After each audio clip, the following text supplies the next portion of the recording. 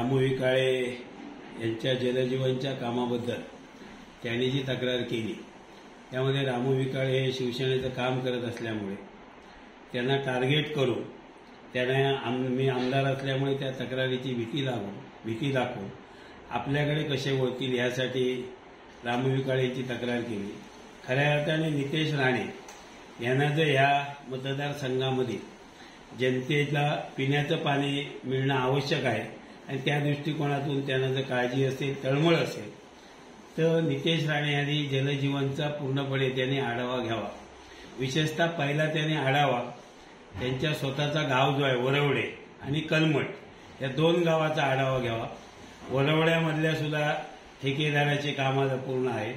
कलमटमध्ये सुद्धा कोण दळवी नावाचा कॉन्ट्रॅक्टर आहे, हरकुळ खुर्दमध्ये आहे, गांधीनगरमध्ये आहे, त्याच्यानंतर नांदगाव असेल, हुमरट असेल, नाटळमध्ये सुद्धा आज 20%च काम फक्त 2 विहिरी झालेले आहेत 3 कोटीच्या कामामध्ये।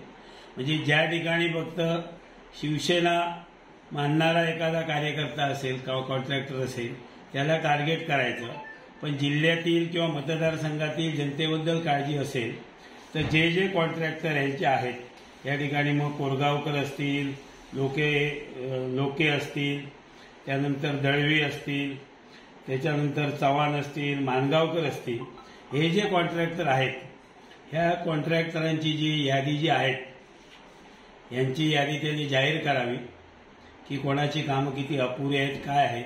आणि जर विकाळेंची कामं अपुरी असतील तर त्यांच्यावर सुद्धा कारवाई त्यांनी करावी। कुठेही शिवसेना त्यांना पाठीशी घालणार नाहीये, पण त्यासोबत भारतीय जनता पक्षाच्या पेरोलवर जे कॉन्ट्रॅक्टर काम करतायत त्या कॉन्ट्रॅक्टरांची यादी सुद्धा नितेश राणे यांनी जाहीर करावी। आणि ते जर 8 दिवसात करत नसतील तर प्रत्येक ठेकेदाराच्या नावाने जी कामं ह्या मतदारसंघामध्ये घेतलेली आहेत ती येणाऱ्या 10 दिवसामध्ये किती टक्के कामं झाली आहेत, किती अपुरी आहेत याची आम्ही यादी जाहीर करणार आणि मग नितेश राणेंनी त्यांच्यावर कोणती कारवाई करणार ते सांगावं। फक्त या ठिकाणी एका बाजूला विकाळेंना टार्गेट करायचं आणि लोकसभेच्या निवडणुकीला सन्माननीय नारायण राणे हे विकाळेंना फोन करून माझं लोकसभेमध्ये माझं काम कर म्हणून गायावाया करत होते आणि एका बाजूला या ठिकाणी त्यांचे चिरंजीव विकाळेंवर त्या ठिकाणी प्रेस घेऊन कारवाईची मागणी करतात। मुळात आधी तुमच्या घरामध्ये ठरवा कोणावर कारवाई करायची आहे, कोणी काय करायचं ते आधी ठरवा।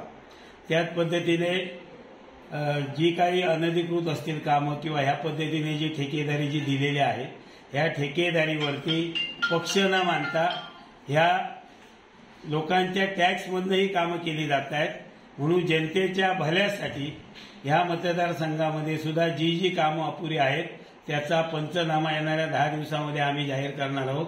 कणकवली विधानसभा मतदारसंघामध्ये आमच्याही पक्षाचे असले तरी आम्ही ती कामं जाहीर करणार आणि भारतीय जनता पक्षाचे जे ठेकेदार आहेत त्यांच्याही कामांची यादी आम्ही जाहीर करणार आणि मग नितेश राणेंनी आपली ह्या ठेकेदारांच्या कारवाईची भूमिका त्यांनी जाहीर करावी।